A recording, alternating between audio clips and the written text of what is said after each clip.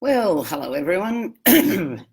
Here we are with my second live video as part of my 30-day challenge, as part of my business mastery program. And thank you all so much for your feedback.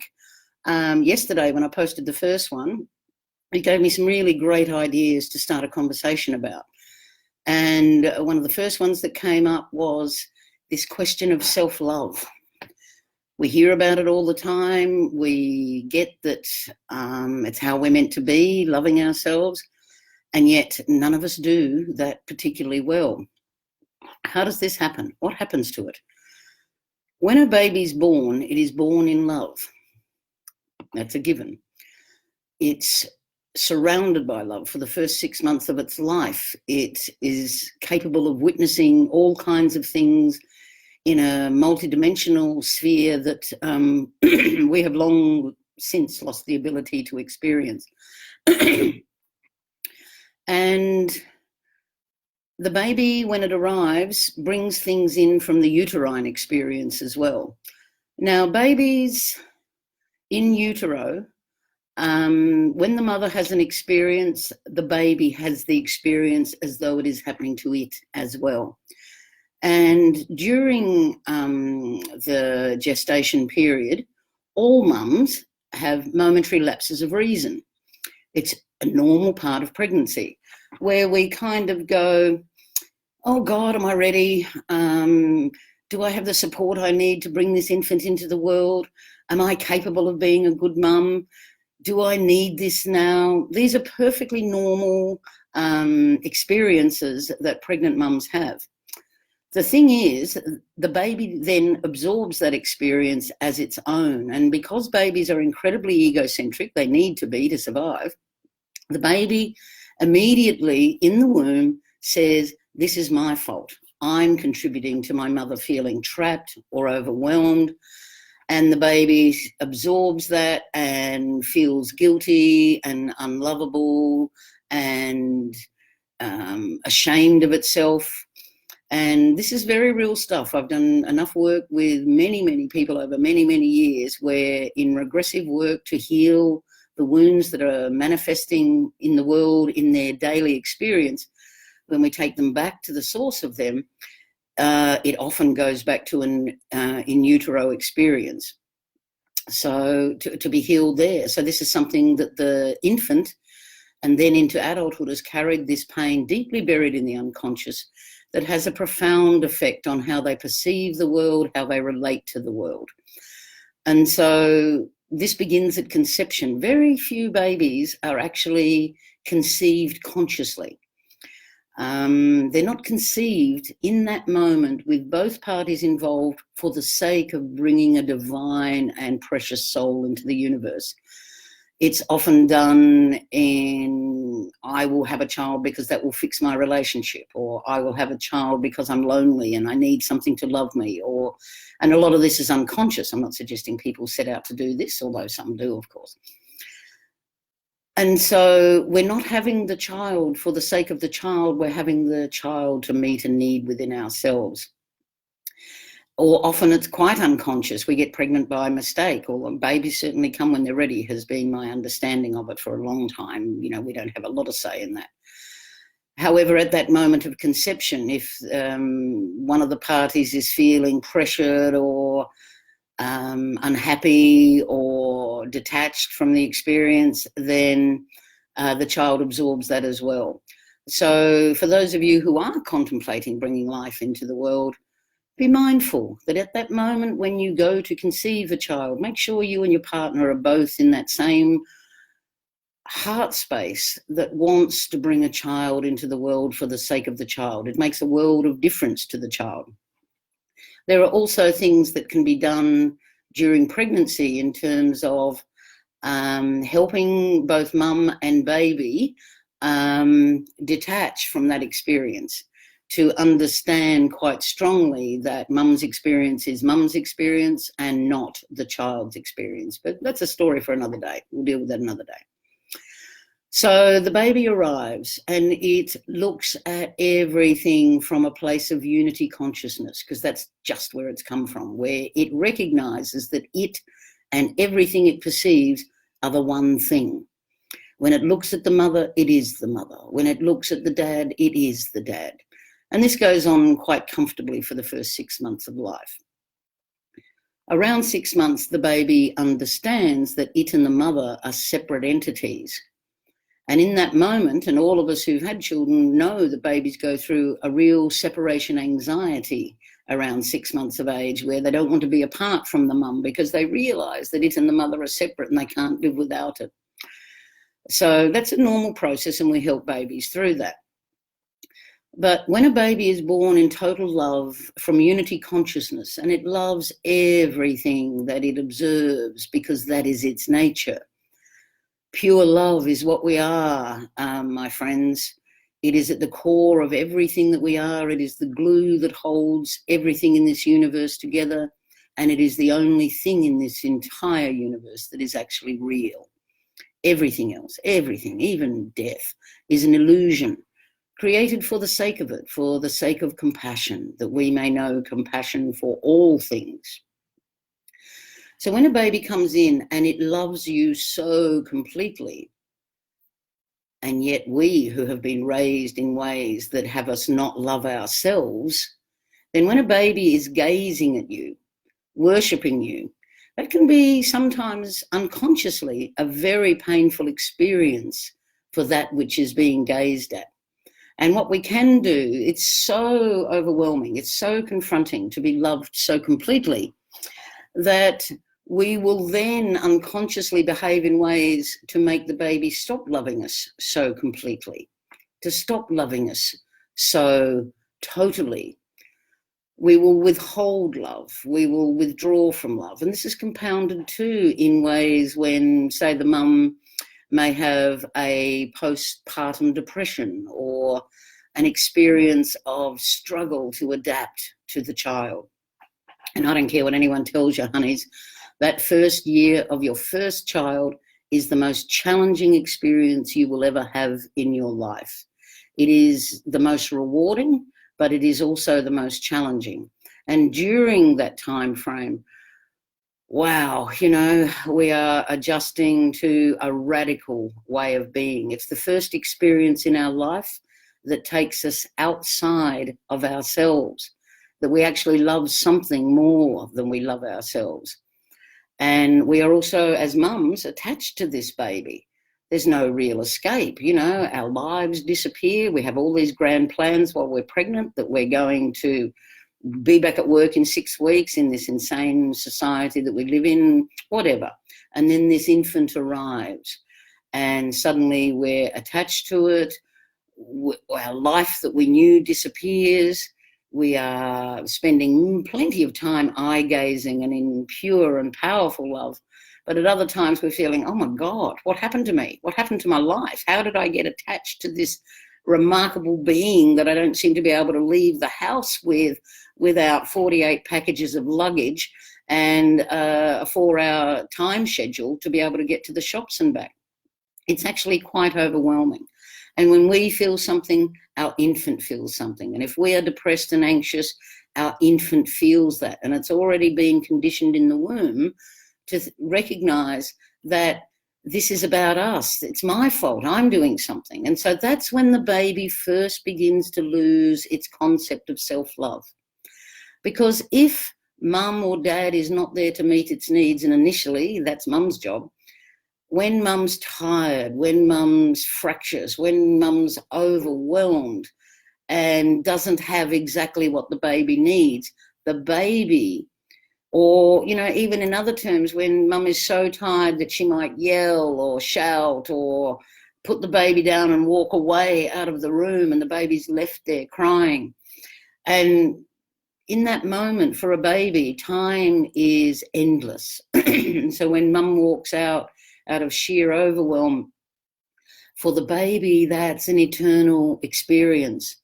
And if mum doesn't come back or dad or someone doesn't come in to pick it up and hold it, A, the baby blames itself, and B, it's like this is going to go on forever. And this is where learned helplessness comes from. And when a child is not treated well, the child never blames the overworked, overwhelmed, overstressed parent, it doesn't stop loving them, it stops loving itself for creating that reality for mum or dad or whomever's in charge of their care. So this is where we learn to lose self-love, okay? It's very powerful. And we were all raised in a program of submission, doing the right thing, that in order to feel good about ourselves, we have to be doing good for others, no matter what the cost to ourselves.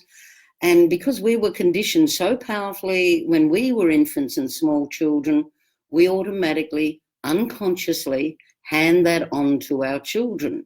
Not because we're mean or dispirited people any more than our parents were. It's just the program that is running in this world at the moment.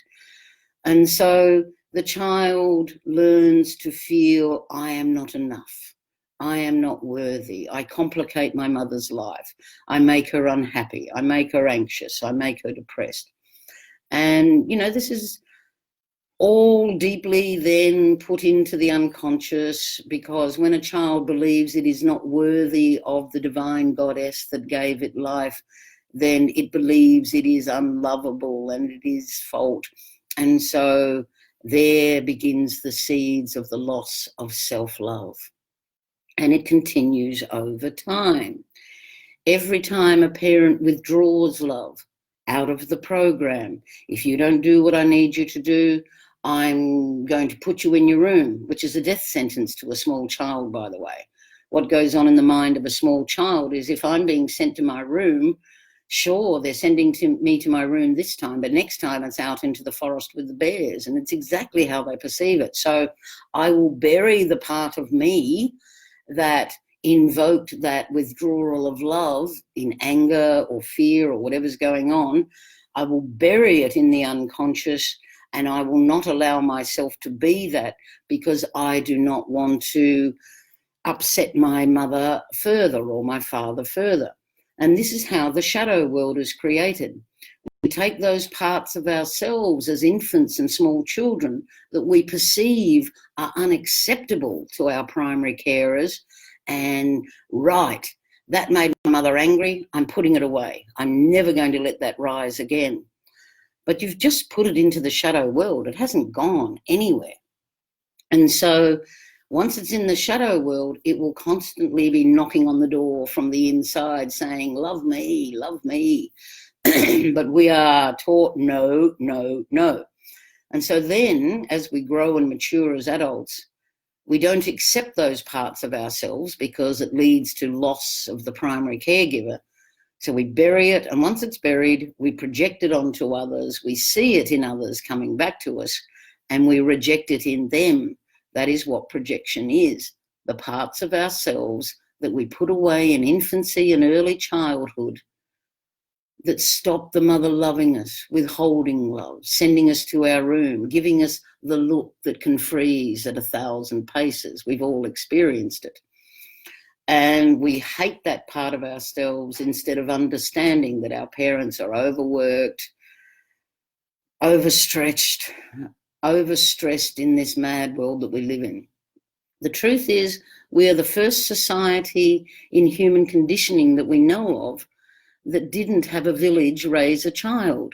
All over the world, throughout human culture, throughout human history, a village has raised a child. We now live in a world where the aunties are gone because they're still working, the grandmothers are gone because they're still working. Everybody's stretched so thin, and we hand this precious responsibility of the new generation into the hands of a new mum and a new dad, and we say, work it out. And by the way, you should be back at work in 3 months because, you know, God knows you can't survive on one income anymore. And this precious little infant is in the middle of that, either ending up in childcare in the hands of strangers, and I am not denigrating childcare.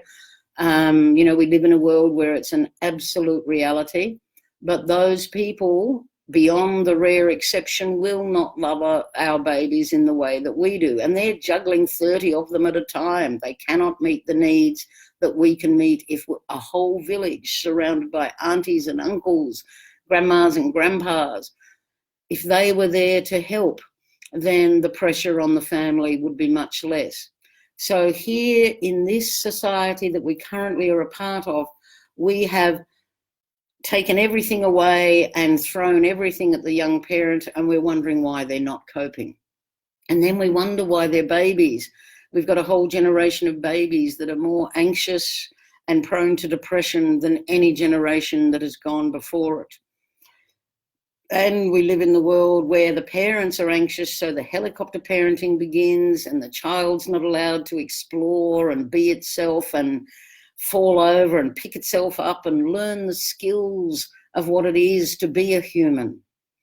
And so anxiety breeds anxiety, loss of love in the mum for herself, loss of love in the dad for himself leads to a role modelling that leads to loss of love for the child for itself. It is heartbreakingly tragic. And it's one of the really serious things wrong in this world of the madness that we have come to live in. So unconscious parenting, the stuff that we hand on generation after generation, and wounds will be handed down the genetic line until someone finally stands up and turns and faces the fire that is consuming every generation in an ancestral lineage and says, enough, I'm going to heal this. This heals the whole line, and it protects all children that come after it. So conscious parenting is really hard work. You have to consciously bring yourself back. In any moment when you're dealing with a child and you feel that you're answering unconsciously, you're just, you might be washing dishes, sorting the laundry, whatever, and you're not connected to the child, that's the time to stop. Slow down. Take a really deep breath. Remember who you are, how precious you are. I know it's been stolen from you, my beloved. I know it has. But having a child is one of the most powerful acts of healing you will ever do for yourself. Because in treating your child differently, in being present to them in the way that no one was present to you, every time you do that, when you stop, you get down on your knees in front of your precious baby and say, what is happening for you and how can I help you? In that moment, you're not only making life better for your child and reminding them how beautifully precious they are, you're healing your own inner wounded child who didn't get that. Because when you do it for your own flesh and blood child or your niece or your nephew or your grandchild, the inner child within you, you're doing it for them too. And that is why we advocate conscious parenting. Stop, think. If you're feeling angry or upset in the face of your child's behaviour, it is simply because when you were that age, your needs weren't met. And so you don't know how to meet the needs of your precious infant. So you do what was done to you. You withdraw, you get angry, you demand that they do what you need them to do in order for them to feel safe. And it just compounds the problem, generation after generation. So every time you have an emotional experience to your infant, your toddler, your small child, notice that feeling. Am I angry? Am I anxious? Am I upset? What is that about? Stop. Right there and then. Stop and own that feeling. It's rising within me. My child is not making me feel that. I'm feeling that. There's an old wound knocking at the door. Own the feeling and breathe it up. Just take a few deep breaths in that moment. It's all it takes. Feel the fear. Feel the anger. Feel the frustration. Feel the inadequacy, the shame, the guilt of not being the good enough mum you want to be. And then immediately after, go, get down on your knees, sit before your child and say, what is happening for you? How can I help you? How can I make this better? And you doing that for them does it for you. You heal yourself and your child in that moment, and you restore and repair the self-love that you lost, and you ensure it doesn't happen to your baby. Because every time your small child has that love withdrawn, has that love withheld, or something that they're doing is met with anger or violence, that child takes that part of itself, as I explained earlier, and puts it in the unconscious. The child becomes the divided self. It buries that. I'm not allowed to be that. I'm not allowed to feel that. I'm not allowed to have that. And then it puts on a mask. I have to put on the robot mask that is acceptable to my parents. I have to be the good child, the happy child, the kind child, whatever it takes. And so that's where we learn to wear the masks, where we put on different faces for different people to be safe in an unsafe world. So when you are feeling something in response to your child, feel it, own it, and then get down and deal with the actual problem. And you'll find it's much easier when you've breathed up your own fear or your own anger. Then deal with your child. And if you make a mistake, if you get it wrong, for God's sake, just say so. Say to your baby, I screwed up. You might use more polite language, depending on the age. However, that is the time to say, Mummy got angry and it wasn't about you. That was my stuff. And I'm sorry I dumped it on you. But that's being human. And if you can show your little child that we all make mistakes, we all get overwhelmed, we all do things wrong, but then acknowledge it and free your child from the responsibility of it, then it will not hate that part of itself that it perceives produced that result in mum or dad or granny or auntie. Okay? It's so important to do that. Never be afraid to acknowledge that you're human, because that shows your precious child as it grows into the world that we're all human. We all make mistakes. We're all emotional, neurotic creatures, and we get it wrong. And it's okay to say so, because that teaches your child it's okay to be angry. It's okay to be upset. It's okay to get it wrong. I don't know about you, but I never learnt anything from anyone else's mistakes, but God knows I learnt a lot from my own.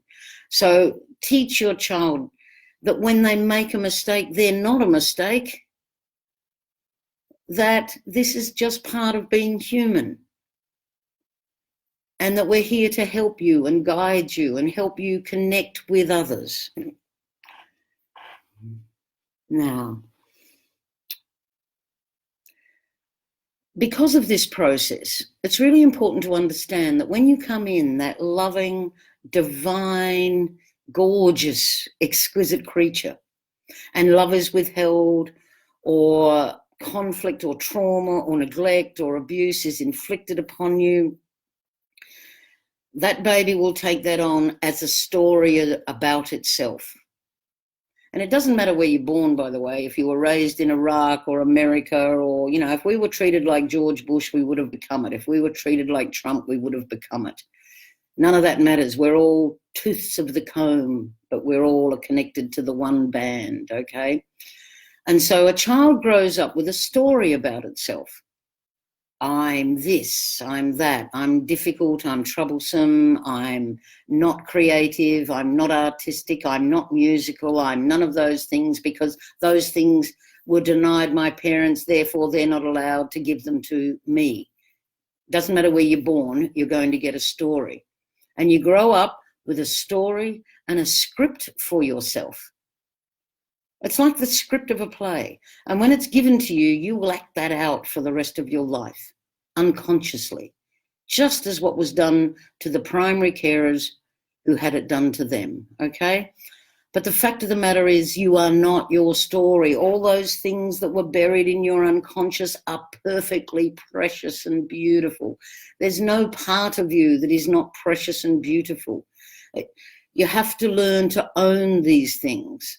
Bring them back out of the darkness. Love them. Yes, I'm capable of being angry. Yes, I'm capable of being naughty. Yes, I'm capable of being sexually provocative or anything else that goes on in our human existence without feeling guilt or shame.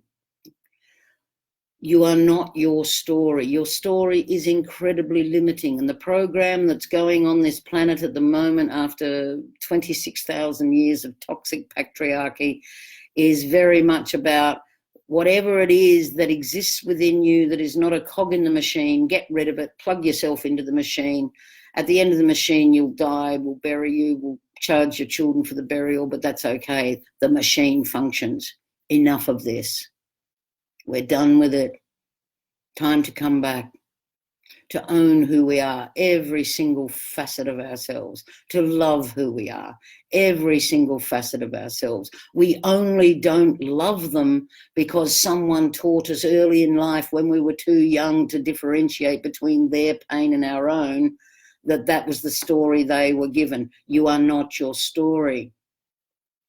Your job as an adult is to discover who you are underneath that story. And who you are underneath that story is a divine and precious jewel of the universe. I promise you that. You would not be here on this planet at this planet's time of the transformation of the species were this not so. You are an exquisite note in a symphony that would not be the same without you. You matter a great deal more than the limitations of your third dimensional biology will currently let you remember. So you must learn to train yourself to love yourself again. It's a behavior modification program. And all behavior modification programs take about 8 weeks. They do.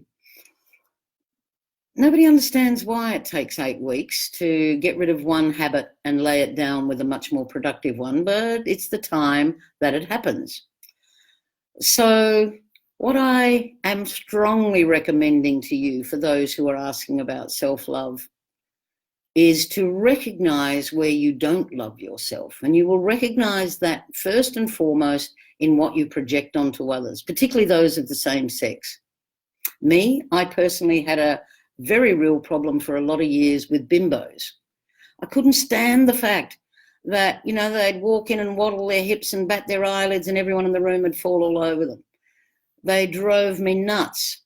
And that's because in my childhood growing up on a cattle station in the middle of the back of Bourke, there was no room for bimbos. We were all required to be hardworking, dedicated souls. And I grew up behind 2 brothers. And so, yeah, I didn't have a lot of tolerance for the feminine fancies of life. So, of course, I'm meeting them everywhere because that part of me buried in my unconscious wanted me to know it and welcome it home. So when I eventually did some shadow retrieval work around that and met my inner bimbo, I learned that it had saved me from very many difficult circumstances. And when I embraced it and welcomed it home and even painted my fingernails, the fact of the matter is I stopped seeing them in the external world because it was no longer out there trying to get my attention. I'd welcomed it home. Doesn't mean I was going to wear tutus and mince around the street in the middle of the night with nothing on in the way that I see so many young people do. I worry about their lungs out there at night. However, I'm a granny. I worry about a lot of things that aren't necessarily my business. But I no longer needed to meet that coming from my shadow world. So notice what you project onto others, beloved ladies and gentlemen. Notice what you don't like, particularly in the same sex. And recognize that's a part of you that you weren't allowed to be as a child. That's where you don't love yourself. And enough of it. There are shadow retrieval exercises. I'm happy to attach one of these to the comments so that you guys can practice this at home. Learn to love the bits of yourself you reject in others. And when you've done that, guess what? You won't see it anymore. That's how clever you are. So you must learn to recognize where you dislike yourself in the mirror of the others. Everything is the mirror, everything. The other thing you must stop doing, beloveds, in order to love yourself is stop listening to that fucking demon in your head. okay? It's a lunatic. It's a hateful, spiteful creature, and often it's not even you. It's something that slid right in at a moment of trauma in childhood. So stop listening to that voice. You've heard it all your life. Children are easily traumatized, and what traumatizes a child is not what traumatizes an adult. It can only take the withdrawal of love in a moment of tiredness or exhaustion in the mother for the child to go, oh, I'm so bad, and something will slide right in and feed that for life. Stop listening to it. Every time you hear something in your head that says you're hopeless, you're useless, you're stupid, you're inadequate, you're guilty, look what you've done, soon as you hear it, delete. That's it, delete. Do not listen to that garbage. There's not a word of truth in it. Anything that causes you to doubt yourself is the lie, pure and simple. So you must train your mind not to go there. It's on a neural loop, and that neural loop is so deeply embedded because you've been listening to it all your life. It runs a cord that goes through your hypothalamus, releasing stress hormones every time you feel it. Every time you listen to that voice, you loathe yourself. You feel guilty, ashamed, anxious, and depressed. So stop feeding it. As soon as you hear it, delete. And then immediately feel gratitude for something in life. It might be something as simple as a flower, a sunrise, a sunset, an animal, a baby. Just feel something. Gratitude for something that's going on in your life. And in that moment, you're saying no to the loop tape, and you're starting to lay down a new loop tape of love and gratitude, your natural state of being. I strongly recommend that you start doing affirmations 3 times a day out loud into the mirror, because that reinforces a much more positive loop tape.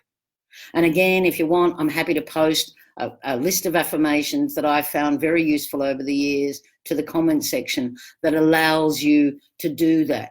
So the first thing is you delete the negative. Delete, delete, delete. Every time you hear it, and I promise you, sweeties, you'll be saying it 1,000 times a day sometimes. But at the same time, you are laying down 3 times a day while you're looking at yourself in the mirror. And that's important about affirmations. I am worthy of being here. I am worthy of being loved. Whatever I conceive and believe, I can create. And so you're deleting one negative level of functioning that was given to you as a child, and you're reinforcing it with love and gratitude for the state of being that you are, first and foremost. And if you do that for 8 weeks and you are hyper-vigilant about listening to the negative garbage in your head, that will change things quite significantly. If you're doing that for a long time and you are still struggling to release that voice, let me know. There are ways of taking the author of that voice out of your system permanently. Be in the witness with your children. Be in the witness with everything that you are dealing with. Observe, stop listening to the lie. Start laying down a new message.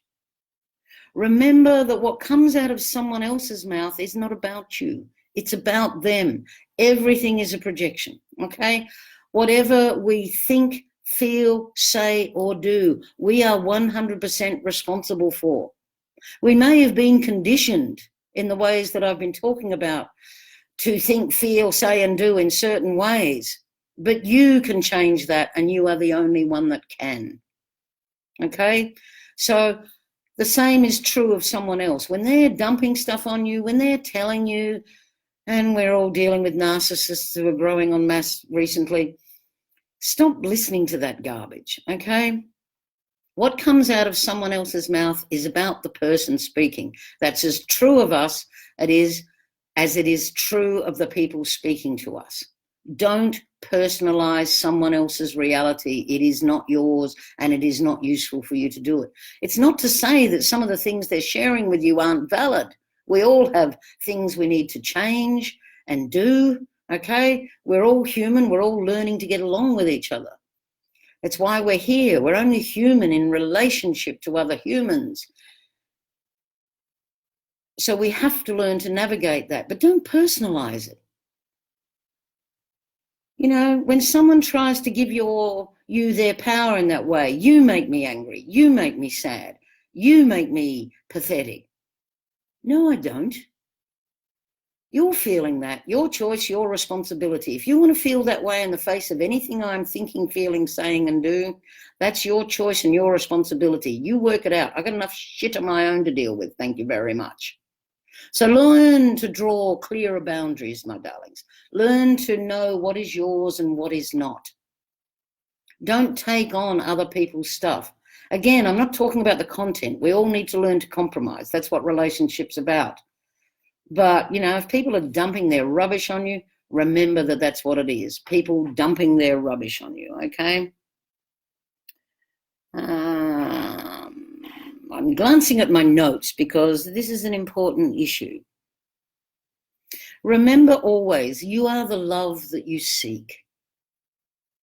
You are born in love, you are created in love, irrespective of the discrepancies of conception and the uterine experience. You are a spark of the divine, experiencing itself as you in this moment. And you got these messages not just from your parents that you're not worthy. You got them from whatever religion they were poisoned by, and all religion is poisoned, beloveds. I'll buy you a seat in heaven if you sacrifice your soul to me. Piss off, a lot of you. Life's not like that. Religion is about fear and control of the masses. It is an arm of the toxic patriarchy, as is your government, as is your school system, as is most other things that go on out there. Everything reinforces that who you are is not enough. God, there are religions out there that say you're born in sin. How crazy is that? And it is truly crazy. So recognize it. Stop listening to it. Okay, too much of that has gone on for far too long. You are the love you seek. You always have been. It's in there. Change what you listen to. Change what you tolerate. Say no to the negativity in your head and the negativity in your life. And practice loving yourself every day. And if you don't love yourself, this can be really hard, okay? I get it. But it begins with deleting and laying down new pathways. It's contributed to by small acts of kindness to yourself every day, every day. Reach around and give yourself a pat on the back when you see something beautiful in the world, because you wouldn't see it in the world if it didn't already exist in you. Everything is the mirror. Pat yourself on the back for the beautiful things you see out there, the attributes you admire and love in others. You can only see it in them because it exists in you. Reward yourself for that. Thank you for that mirror to myself, that good mirror. And do little acts of kindness for yourself. Make a cup of tea when you're bloody tired. Screw the washing. Seriously, it'll always be there. Take time out to be with your babies, to love them. Practice laughing as a family. Literally, sit on the floor and start laughing. And laughter is very infectious. And soon you'll all be rolling about the place, laughing and hugging each other. Practice it. We are so busy practicing pain and misery because that's how we're conditioned. We need to break that cycle. Practice it as a family. Buy yourself a bunch of flowers. Pour yourself a glass of wine. Run yourself a bath and love yourself in the process, okay? The love you seek is alive and well inside of you. It just needs permission to come out. Every day. Here's a little tip for you. Every day, practice something of mastery and something of pleasure. Hi, Suze. My jumper says Port Fairy Folk Festival. Just saw there's some feed going on and I can't do both yet. I'll get better. And, but practice mastery and pleasure. Okay, this is a good cognitive behavioral therapy skill. Make a list of things that you want to achieve. These are things of mastery. I need to get out more. I need to speak to people more. I need to enroll in a course. I need to join a community. I like hang gliding. No one in their right mind does, but for those that do, I'm going to join a hang gliding club. I'm going to join a knitting club, a women's circle, whatever it is. You know, those are things of mastery. Things of pleasure might be something as simple as I'm going to read a chapter of my favourite book, or I'm going to watch The Bachelor, guilty pleasure for those who love it. I have been guilty from time to time. I have got past it lately. But, you know, a pleasure can be a simple thing as ringing someone and having a chat, or making a cup of tea when you run off your feet, okay? But you make a list of those things: mastery, pleasure. And once a day, do one of each of them, okay? Just do one of each of them. It gets your system into the habit of filling you with confidence and pleasure to move forward, okay? And be kind to yourself, seriously, in little ways every day. When you do something, thank yourself for doing it. You did a good job with the laundry. You know, we're all reaching for enlightenment. We're all reaching for the love within ourselves that is so precious. So reward yourself every time you are kind and every time you are doing something along those lines. Just thank you for that. Thank you for doing a good job fetching the wood. We reach for enlightenment. Before we get there, there's chopping wood and fetching water, as some wise Zen monk said. And after enlightenment, they're still fetching wood and chopping water, but reward yourself for it. And it's important to do these daily steps, sweeties, because your thoughts become your words become your actions become your habits, and your habit becomes your destiny. I think it was Socrates or Aristotle or somebody who said that. But what I want you to know, and I want you to know really powerfully, you are precious beyond belief. You are the love that you seek.